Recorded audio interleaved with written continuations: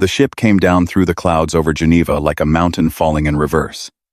It was black and smooth, shaped like a curved blade, and it was so large that it blocked out the sun for 3 city blocks. People on the streets stopped and stared. Cars pulled over. Children pointed at the sky. The world held its breath. The year was 2187. Humanity had known about alien life for 4 decades. 40 years ago, a Concorde survey ship had found Earth, scanned it, cataloged its people, and granted them juvenile species status in the Galactic Concorde, a coalition of over 4,000 spacefaring civilizations.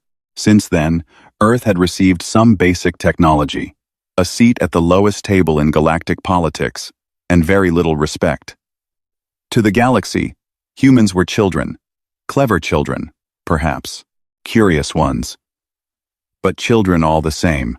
So when the massive diplomatic vessel landed on the lawn outside the United Nations building, every leader on Earth understood that something had gone very wrong somewhere in the stars. The alien who stepped off the ship was called Ambassador Thiel Van.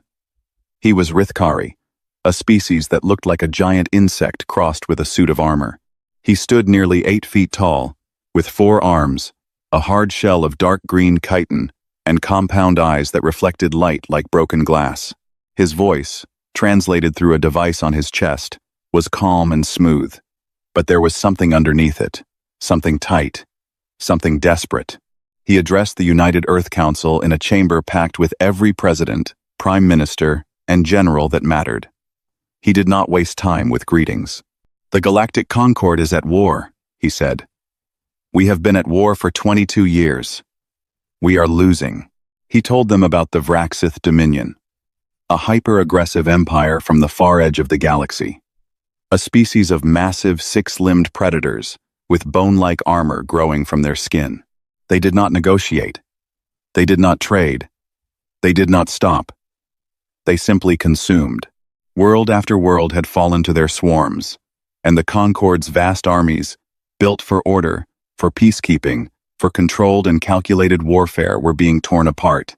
"Our fleets can match theirs in space," Thiel Van continued. "But on the ground, we are failing. The Vraxith fight in close quarters. They flood tunnels, jungles, cities. They overwhelm through sheer aggression. Our infantry was not built for this kind of war." He paused. His compound eyes swept the room. "Your species was." A murmur rippled through the chamber. Thiel Van raised one of his 4 hands and a holographic display filled the air above the council table.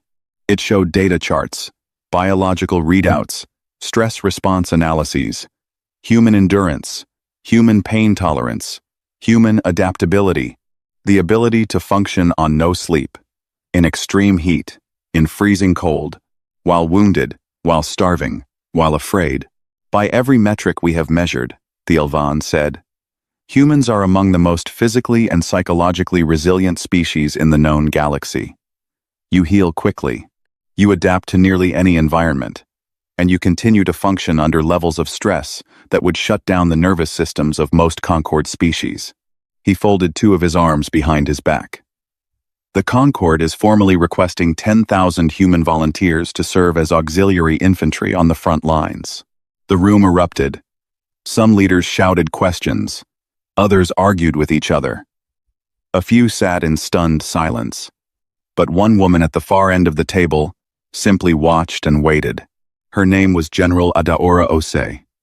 She was 61 years old, born in Accra, raised in war zones, and had spent her entire adult life in the United Nations Defense Force.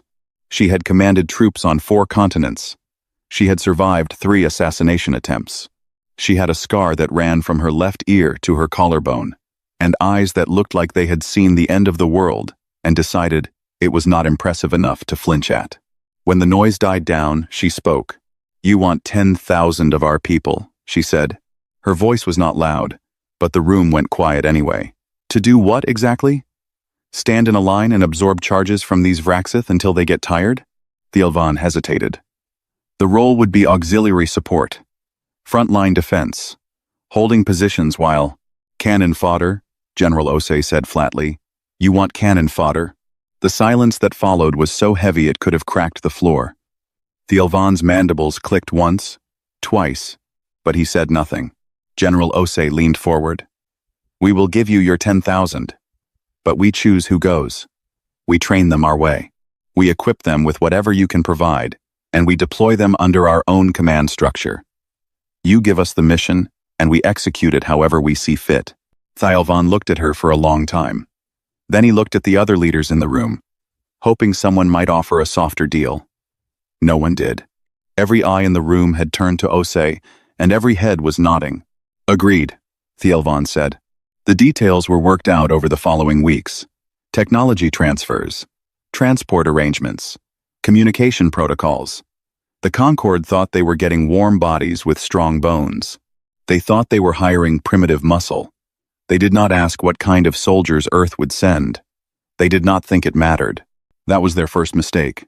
On the day the selection process began, General Osei stood in a classified briefing room deep beneath the UNDEF headquarters in New York. The room had no windows. The walls were lined with screens, and every screen showed a face. Hundreds of faces, men and women, from every corner of the earth. These were not regular soldiers.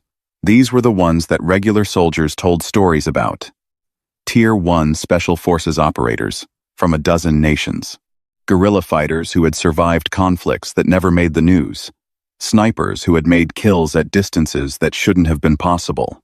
Close-quarters combat specialists who had cleared rooms full of armed enemies with nothing but a knife and bad intentions.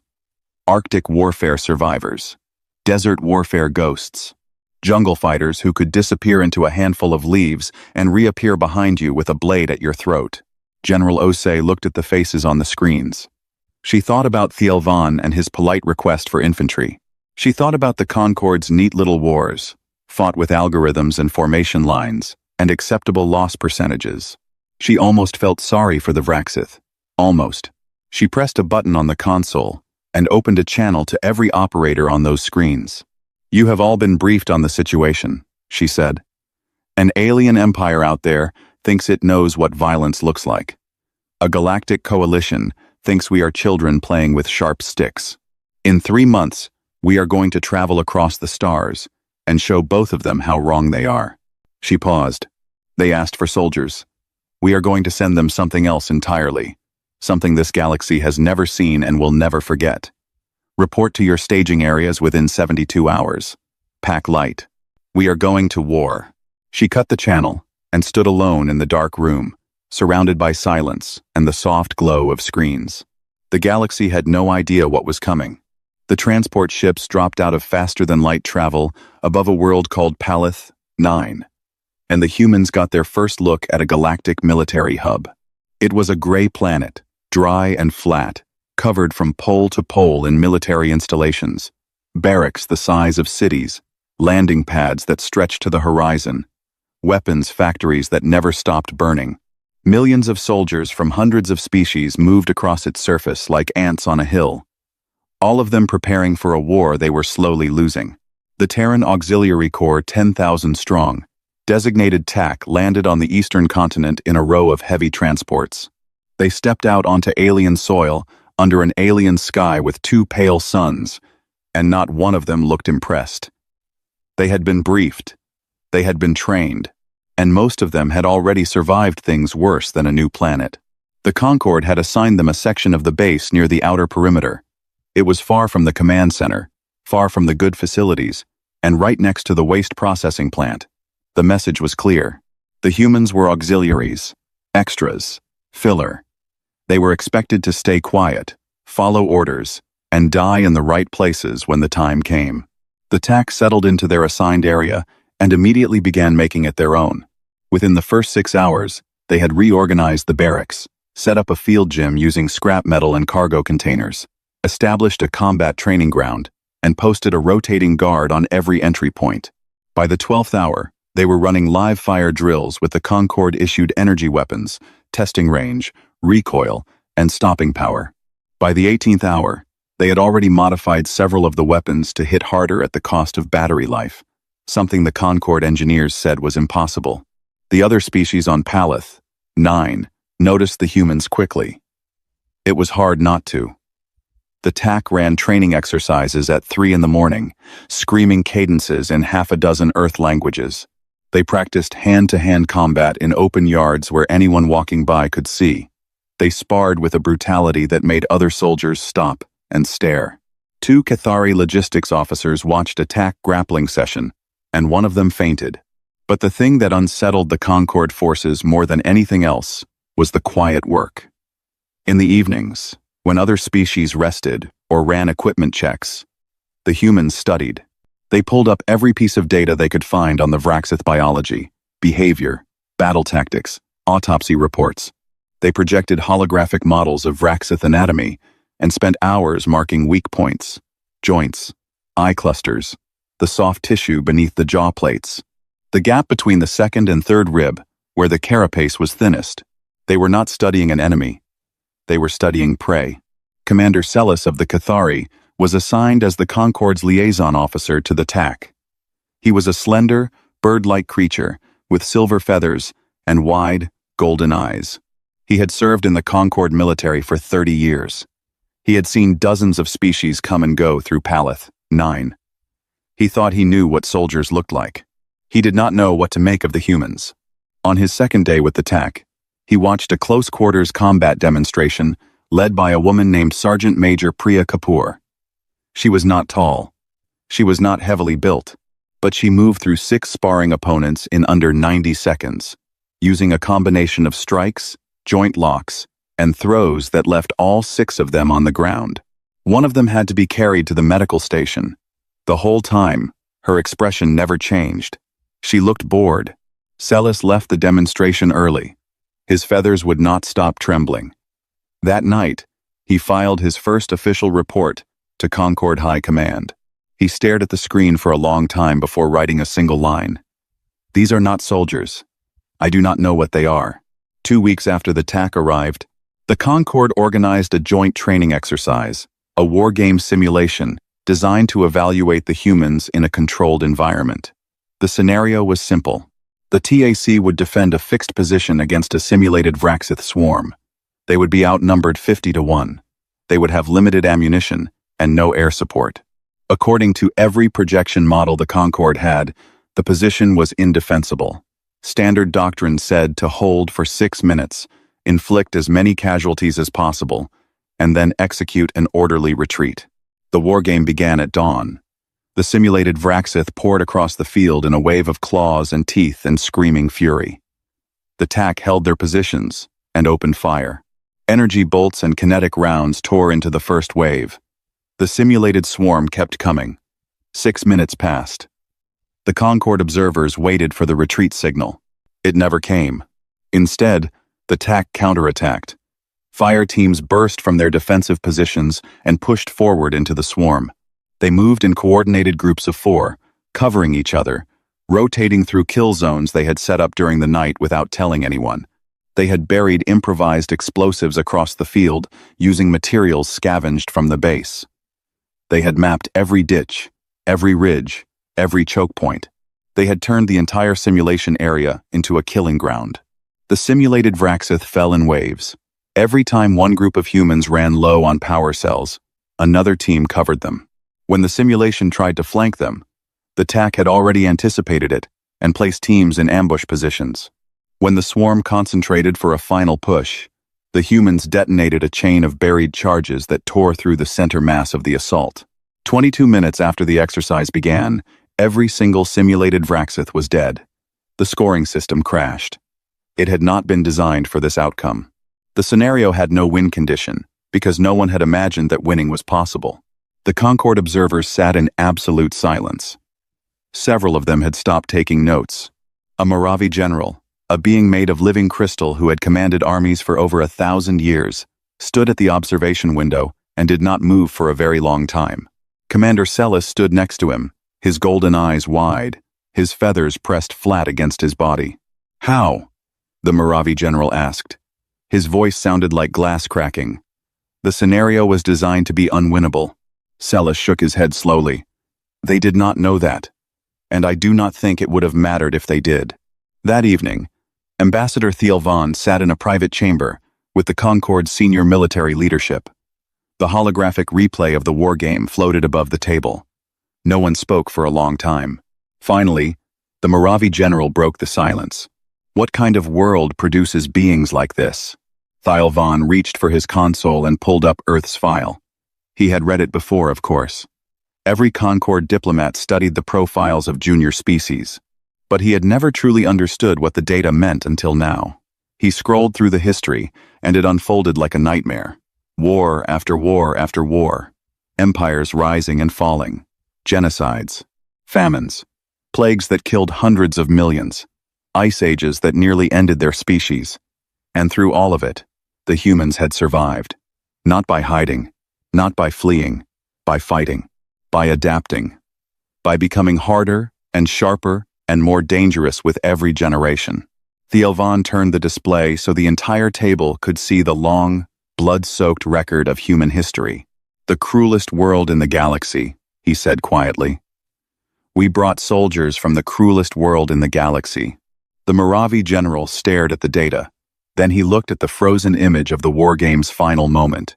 19 humans, standing in a field of simulated carnage, not one of them breathing hard. No, the general said slowly. You did not bring soldiers. I have commanded soldiers for 1,000 years. I know what soldiers are. He paused. His crystalline body flickered with pale, troubled light. I do not have a word for what those creatures are. But I think, before this war is over, the Vraxith will invent one. The planet was called Vreth Korun, and it was a green hell. Thick jungle covered every inch of land. The air was hot, wet, and heavy with the smell of rotting plants. The trees grew so tall and so close together that sunlight barely touched the ground. Rivers of dark water cut through the undergrowth like veins. Strange creatures screamed in the canopy above, and somewhere beneath it all, in tunnels and hollows and nests, dug deep into the earth, the Vraxith waited. 3 Concord armies had tried to take Vreth Korun back. 3 armies had failed. The first had been ambushed in the lowlands and torn apart in under 2 days. The second had established a forward base that the Vraxith overran in a single night. The third had lasted a week before the commanding officer ordered a full retreat, having lost 40% of his troops to an enemy he could barely see. Now the fourth attempt was underway. A combined Concord force of 80,000 Rithkari heavy infantry, Cathari aerial scouts, Moravi siege engineers dropped from orbit and established a massive fortified beachhead on the planet's northern coast. Alongside them, deployed for their first real combat operation, were 5,000 members of the Terran Auxiliary Corps. Commander Celis watched the humans disembark from their landing craft and felt his feathers tighten against his body. They looked different now. On Paleth 9, they had been unsettling. Here, stepping onto the soil of a combat zone, they were something else entirely. Their eyes moved constantly, scanning the tree line, reading the terrain. They spread out without being told, finding cover, checking sight lines, communicating in hand signals that Celis could not read. They were quiet, focused, ready. The Concord's battle plan was textbook. Orbital bombardment would clear the landing zone. Then, the infantry would advance, in a wide formation through the jungle, pushing the Vraxith back toward the southern mountains, where heavy weapons could finish them off. It was clean, logical, and mathematically sound. Every model predicted success. The models were wrong. The bombardment went as planned. The advance did not. The Concord infantry moved into the jungle in their neat formations. Energy shields raised, weapon lines dressed, and the Vraxith hit them from everywhere at once. They came from below, bursting out of tunnels that the orbital scans had missed. They came from above, dropping from the canopy like nightmares with claws.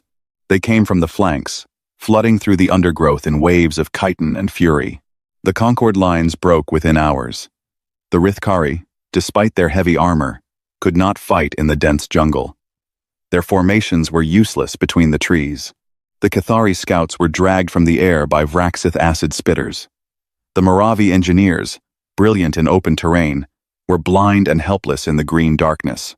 Panic spread through the ranks like poison. Units lost contact with each other. Officers screamed orders that no one followed. The retreat signal went out before midday. The TAC did not retreat. Colonel James Harrow, commanding the human contingent on Vreth Korun, received the retreat order and acknowledged it. Then he switched to the TAC's private channel and said 4 words. "We go forward." The humans broke into small unit fire teams, groups of 4 to 8 operators, each one trained to function independently. They shed their heavy gear. They painted their faces with mud and crushed leaves. They checked their blades, their explosives, their thermal optics, and then they disappeared into the jungle like they had been born in it. Because in a way, they had. Humans had been fighting in jungles for as long as jungles had existed. The dense terrain, the poor visibility, the heat, the insects, the constant threat from every direction, these were not obstacles to the TAC. They were home. Fire Team Rava, led by Sergeant Kofi Asante, was the first to make contact. Asante was a tall, broad-shouldered man from Ghana who had spent 15 years in special operations before the Concorde had ever heard of Earth. He moved through the jungle in absolute silence. His team spread out behind him in a staggered file. They found a Vraxith patrol of 12, huge, armored creatures moving through the undergrowth with the confidence of apex predators on their own ground. Asante held up a fist. His team stopped. He studied the patrol through his thermal scope and identified the largest one, the Alpha, the leader. He signaled his team. They understood, without words. The ambush lasted 9 seconds. 2 shaped charges detonated at the front and rear of the patrol, funneling the surviving Vraxith into a kill zone. 3 operators opened fire with modified energy rifles, targeting the weak joints beneath the arm plates. Asante himself closed the distance on the Alpha, ducked under a claw swipe that would have cut him in half, and drove a reinforced combat blade into the soft gap beneath its jaw. The creature dropped.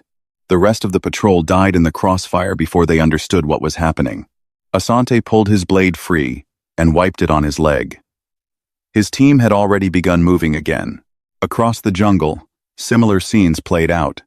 Fire teams set ambushes along Vraxith patrol routes. They rigged tripwires with explosive charges in the tunnel entrances. They found Vraxith nesting sites and destroyed them with thermite. They did not fight the way the Concorde fought in lines, with shields, according to plans drawn up by computers. They fought the way humans had always fought when the stakes were high and the rules were gone. They improvised. They adapted. They became part of the jungle itself. But the true shock came at night. The Vraxith were nocturnal hunters. Their eyes could see in near total darkness. Their other senses, vibration, heat, chemical traces, made them lethal after sundown. Every Concorde army that had fought the Vraxith had pulled back at night, retreating behind fortified walls and hoping to survive until morning. Fighting the Vraxith at night was considered suicide. Everyone knew this. The TAC had not read that rule. As the sun set and the jungle plunged into blackness, the humans activated their thermal optics and moved out. They hunted in the dark. They used the Vraxith's own tunnel networks, crawling through spaces that no Concorde soldier would have entered. They set up overlapping fields of fire and waited with the patience of creatures who had spent 100,000 years hunting in the dark on a world full of things that wanted to eat them. The Vraxith did not expect to be hunted. They had never been hunted. They were the hunters. They were the apex predators. That was the foundation of their entire identity, their culture, their psychology. That foundation cracked on the first night. By dawn, the jungle floor was littered with Vraxith dead. The Alpha, that had coordinated the swarm in the southern sector, was found with its throat cut in its own nest. 3 tunnel networks had been collapsed with buried charges. 17 patrol groups had been eliminated without sending a single distress signal. The surviving Concorde soldiers, still huddled behind their fortifications, emerged into the morning light and found the TAC operators sitting calmly at the edge of the perimeter. Some were cleaning their weapons. Some were eating ration packs. A few were sleeping, leaning against trees with their rifles across their laps, as relaxed as if they were back home on a Sunday morning. Sergeant Asante was drinking water from a canteen. There was dark Vraxith blood on his armor, his hands, and his face. He looked up at a Rithkari officer who was staring at him with all four of his compound eyes wide open. "Rough night?" the officer asked, in a voice that shook slightly. Asante shrugged. "Quiet, actually. Thought there would be more of them." Within 72 hours, the Vraxith swarm on Vreth Karun was broken. The surviving creatures retreated underground and stopped attacking. The planet was declared secured not by the 80,000-strong Concord force, but by 5,000 humans who had done most of the fighting in the dark, alone, on foot, with nothing but small arms, blades, and a kind of calm violence that the galaxy had never witnessed. Commander Celis sat in his quarters that night and wrote his second report to Concord High Command. His hands trembled so badly that it took him 3 attempts to type it. When he finished, the report was only 2 lines long. "They do not fight like soldiers. They fight like something that was hunted for its entire evolutionary history and learned to hunt back. I am afraid of them. I think the Vraxith should be too." Word traveled fast in the galaxy, faster than light, faster than ships, faster than war itself. Within weeks of Vreth Karun, every species in the Galactic Concord had heard the story. The details changed, depending on who told it. The numbers got bigger, the darkness got darker, the humans got stranger, but the core of it stayed the same. A junior species, barely 40 years out of its own atmosphere, had done what 3 full Concord armies could not. And they had done it at night, in the jungle, with knives. The Concord High Command redeployed the Terran Auxiliary Corps to 4 more fronts. They were no longer auxiliary in anything but name. They were the tip of the spear, and everyone knew it. On the frozen world of Kale Dis, the Vraxith had dug a massive hive complex into the base of a mountain range. The temperatures on the surface dropped to 70 degrees below zero. The Concord had written the planet off. They said no ground assault could survive those conditions long enough to reach the hive. The Tax Mountain Warfare Unit, 2,000 operators who had trained in the Himalayas, the Andes, and the Arctic, disagreed. They marched across 40 kilometers of open ice in a blizzard, reached the mountain range in 2 days, and spent the 3rd day planting charges along a fault line in the ice shelf above the hive. When they blew the charges, 100 million tons of ice collapsed onto the Vraxith complex. The ground shook so hard, it registered on seismic monitors 3 continents away. Not a single human was lost. On the orbital station Lethis, 4, a Vraxith boarding party had seized 17 decks and taken 200 Concord personnel hostage. The station's commander had already begun negotiating a surrender when the TAC boarding team arrived. 36 operators breached the station through maintenance shafts, ventilation systems, and 1 exterior airlock that they opened while wearing nothing but standard combat suits and emergency oxygen. They cleared all 17 decks in 9 hours. Every Vraxith on the station was killed. Every hostage was recovered alive. The station's commander later said that he never saw the humans enter and only knew the operation was over when one of them walked onto the bridge, covered in alien blood, and asked if there was any coffee. But it was the battle on the desert world of Omral that created a legend. Omral was a scorched, rocky planet with no water and no cover. The Vraxith had established a forward staging base in a valley surrounded by jagged stone ridges. A Concord strike force was sent to destroy it, but the Vraxith spotted them early and launched a counterattack through the only pass into the valley, a narrow gap between 2 cliff walls. A single TAC sniper was positioned at the top of that pass. Her name was Corporal Yuki Tanaka. She was 29 years old, small and quiet, from a town in northern Japan. She had been shooting since she was 14. She had been killing since she was 21. She was very, very good at her job. The Vraxith came through the pass in a flood of claws and armor. Tanaka began firing. She did not panic. She did not rush. She picked her targets with the calm precision of someone sorting papers at a desk. 1 shot, 1 kill. The weak point below the jaw. The gap in the shoulder plate. The exposed joint behind the knee. She fired and fired and fired, while the wind howled around her, and the stone cracked from the heat, and the Vraxith screamed below. She held that pass for 3 days. 72 hours. She slept in 20-minute intervals. She ate nothing but protein paste and drank recycled water from her suit's emergency supply. When her primary rifle overheated, She switched to her secondary. When her secondary ran dry, she used a Concord-issue energy weapon she had taken from a dead supply crate. When that failed, she threw grenades. When the grenades ran out, she rigged rocks with explosive charges and rolled them down the cliff. When the extraction team finally reached her, she had over 400 confirmed kills. The pass was choked with Vraxith dead.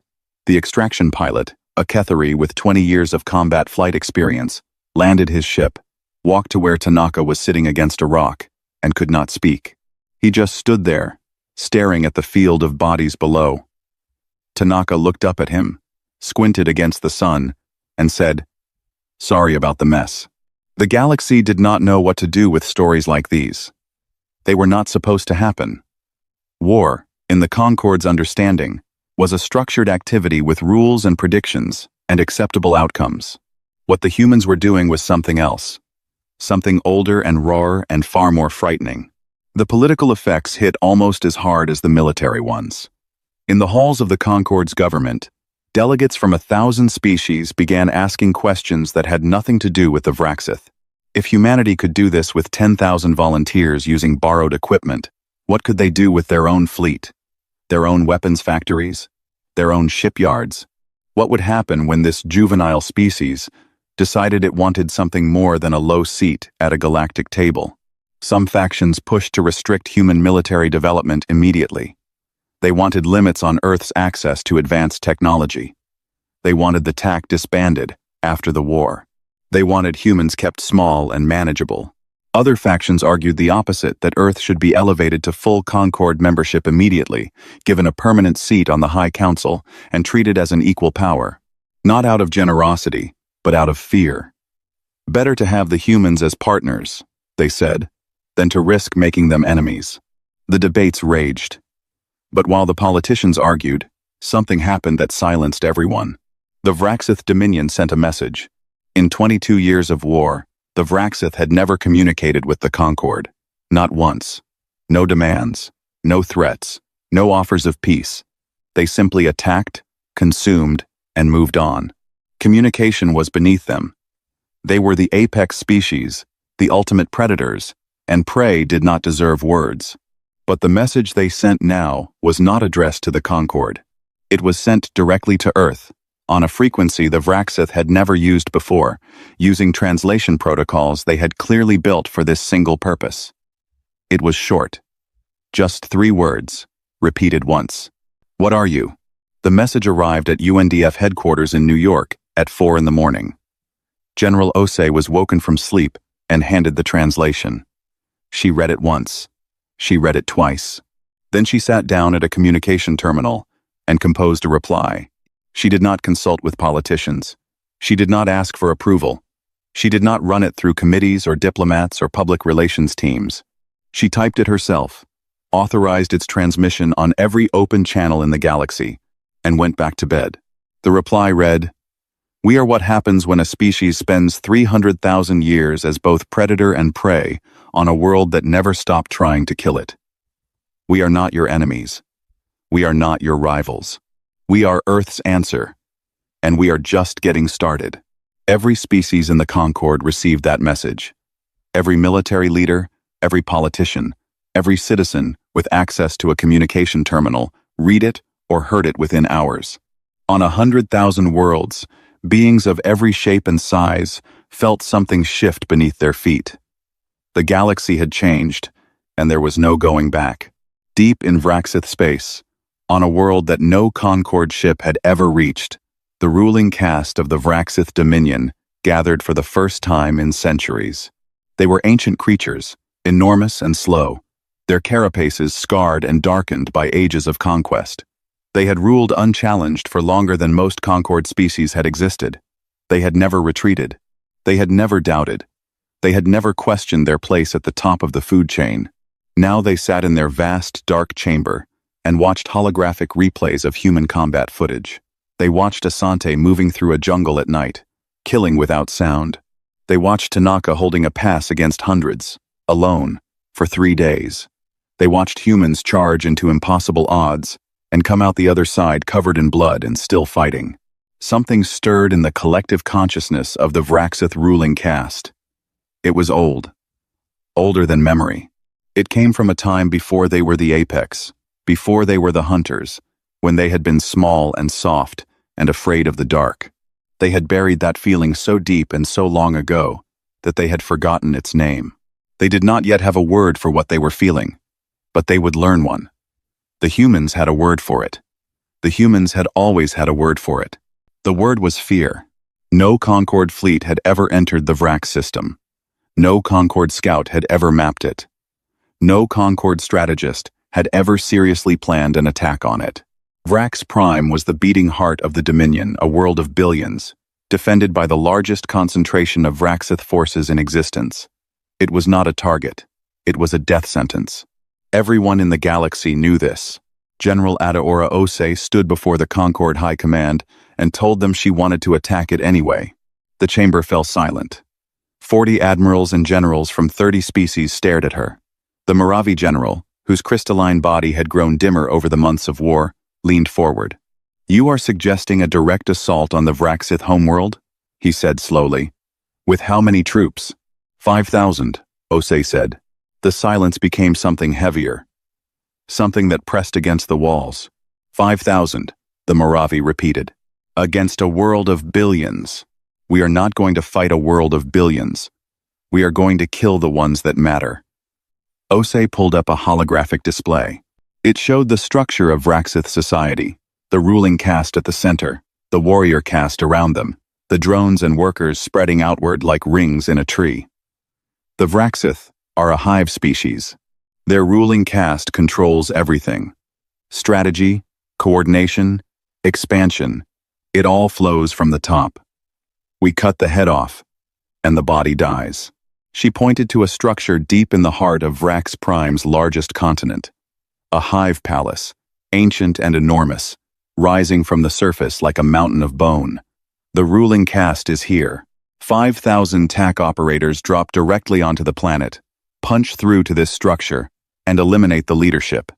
Your fleet holds orbit and keeps their ships off our backs. We handle the ground.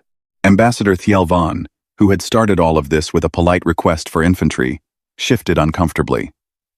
"General, the losses would be high," Ose said. "We know. This is a suicide mission," a Kethari admiral said flatly. Ose looked at him with those steady, scarred, unblinking eyes. "Where I come from, we have another name for it. We call it Tuesday." The Concord approved the plan. They had no better option. The war had turned in their favor since the humans arrived. But the Vraxith were endless. For every world the Concord retook, the Dominion pushed forward on another front. The only way to end it was to end the Dominion itself. And the only force in the galaxy willing to try was 5,000 humans who had already done the impossible so many times that they had stopped counting. The TAC assembled on a staging station at the edge of Vraxith space. 5,000 operators. The best of the best of the best. Sergeant Kofi Asante was there, his jaw set, his blade sharpened, his team around him. Corporal Yuki Tanaka was there, quiet as always, her rifle across her knees. Sergeant Major Priya Kapoor was there, leading the close-quarters assault element. Colonel Harrow commanded the overall operation. And behind all of them, watching from a command ship in orbit, General Ose waited. The Concord fleet jumped into the Vrax system at dawn. Or what passed for dawn. Vrax Prime orbited a dim red star, and the light that reached its surface was the color of old blood. The fleet immediately came under fire. Vraxith warships swarmed from every angle, and the space around the planet turned into a storm of energy blasts and burning metal. Through that storm, the drop pods fell. They came down like rain. Thousands of small armored capsules screaming through the atmosphere of Vrax Prime. The Vraxith anti-orbital batteries opened up, and the sky turned white with fire. Pods exploded. Others spun off course and crashed into mountains, oceans, wastelands. Colonel Harrow watched the casualty counter climb on his display and said nothing. There was nothing to say. They had known this would happen. Out of 5,000 operators, roughly 3,200 made it to the surface alive. They landed in hell. Vrax Prime was a world built by and 4 predators. The ground was hard and dark, covered in structures made of chitin and secreted resin towers, walls, tunnels, all of it grown rather than built. The air was thick with chemical signals that made human eyes water and skin itch. And everywhere, in every direction, the Vraxith came. They came in numbers that made the battles on Vreth Korun look like skirmishes. Warrior caste Vraxith, larger and faster than the ones the Tak had fought before. Specialized breeds with acid glands, with bony projectile launchers fused into their arms, with massive shield-like growths on their heads. They poured out of every structure, every tunnel, every crack in the earth. The ground itself seemed to be alive with them. The Tak fought. They fought the way they had always fought, in small teams, in the gaps, in the dark, and the dirt, and the chaos. But this was different. This was not a jungle or a mountain pass or an orbital station. This was the enemy's home, the center of their power, and there was nowhere to hide and nowhere to retreat. The first 12 hours were the worst. The Tak advanced toward the Hive Palace meter by meter, paying for every step with blood. Squad leaders fell, and the next person in line took over without hesitation. Weapons broke, overheated, ran dry. Operators switched to sidearms, then to blades, then to whatever they could pick up from the ground. A corporal named Diaz used the severed claw of a dead Vraxith as a weapon for 2 hours when everything else failed. A sergeant named Okonkwo held a corridor alone for 40 minutes with a jammed rifle and a combat knife, standing on a pile of dead Vraxith, screaming in a language that was not any language at all, but something older and deeper, something that came from the base of the human spine. Commander Celis watched from orbit. The Concord fleet had deployed every sensor, every camera, every drone they had to track the ground assault. The footage played on every screen on every ship in the fleet. Thousands of alien officers stood in silence and watched the humans die and fight and die and fight and keep going. Celis stood at his console with tears running down his feathered face. He had spent months with these creatures. He had eaten with them. He had laughed at their strange jokes. He had watched them train and plan and sharpen their blades. And now he watched them tear themselves apart against an entire world. And he understood, finally and completely, what they were. The second day was worse. The Tak had been reduced to fewer than 2,000. They were exhausted, wounded, running on stimulants and fury and something that could not be measured or quantified, something that the Concord's computers and projections and algorithms had never accounted for. The human will to keep going. Not courage, exactly. Not bravery. Something more stubborn than that. Something that looked at death and impossible odds and total destruction and simply refused. By the 72nd hour, Sergeant Asante and what remained of his company, 19 people out of an original 200, reached the outer wall of the Hive Palace. Asante had taken a claw strike across his ribs. One of his arms hung at a wrong angle. His armor was cracked and burned, and covered in so many layers of Vraxith blood that it had turned black. He could barely see out of his left eye. He could barely stand. He stood anyway. His team breached the wall with their last-shaped charge. The explosion tore a hole through chitin that was 3 meters thick, and they poured through it into the chamber beyond. The ruling caste was waiting for them. They were ancient creatures. Each one was the size of a shuttle, their carapaces dark and scarred with centuries of growth. They sat in a circle in a chamber that was older than most civilizations, surrounded by the bones and trophies of 10,000 conquered worlds. They had ruled the Dominion for longer than humanity had existed. They had consumed empires. They had ended species. They had never, in all their long and terrible history, been challenged in their own throne room. They looked at the doorway and saw 19 humans. 19 bleeding, broken, battered humans standing in the shattered entrance to their palace. 19 creatures from a small blue world on the edge of the galaxy, covered in dirt and ash and blood their own, and the blood of thousands of Vraxith dead. 19 beings who had punched through an entire planet to reach this room, and who stood now in the doorway with cracked armor, and dull blades, and empty rifles, and eyes that burned with something the ruling caste had never encountered in all their millennia of existence. The eldest of the ruling caste shifted its massive body. It had been searching for a word since the first reports of humans had reached Vrax Prime. It had studied their footage. It had listened to the recordings of their screams and their cadences and their terrible, relentless silence.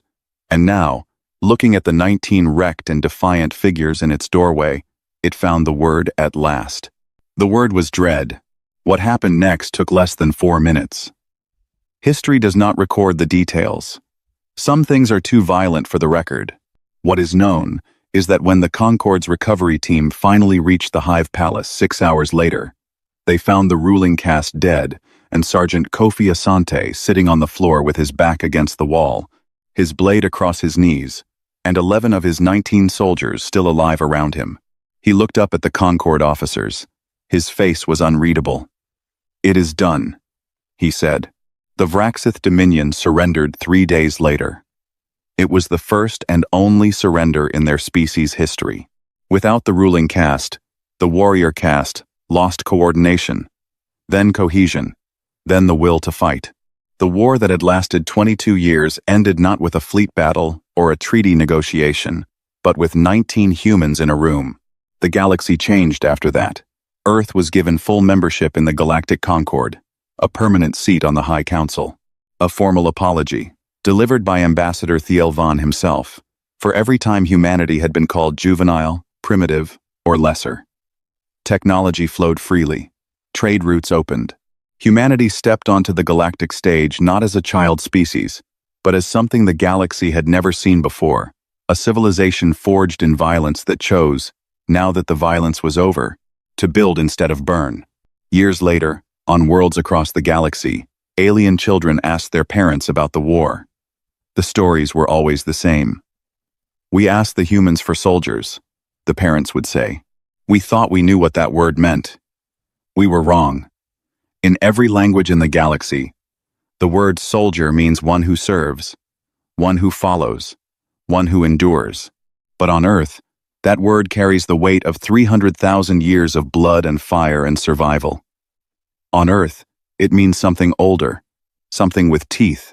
Commander Celis, long retired from the Concorde military, visited Earth for the first time on the 5th anniversary of the war's end. He traveled to a place called Normandy, in a country called France, and walked along rows of white stone markers in a green field by the sea. Each marker bore a name. There were thousands of them. They belonged to humans who had died in a war fought 2 centuries before humanity had ever reached the stars. He stood there for a long time, reading names he could not pronounce, feeling the wind off the ocean, watching the sunlight move across the grass. He understood now. The humans had not learned violence among the stars. They had brought it with them, carried it in their bones and their blood and their memory, forged by a world that had spent 300 millennia trying to kill them and failing every single time. He pulled out his communication device and filed one final report. He had carried the words in his head for years, waiting for the moment they would feel complete. He typed slowly, carefully, and with a steady hand for the first time since he had met the humans. The report was 1 line long. They were never soldiers. They were always slayers. We simply had not earned the distinction yet.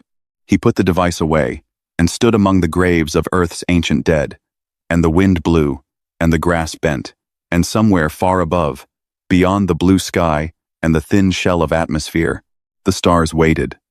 The stars had always waited, but now they waited for humanity, and humanity, as it always had, was ready.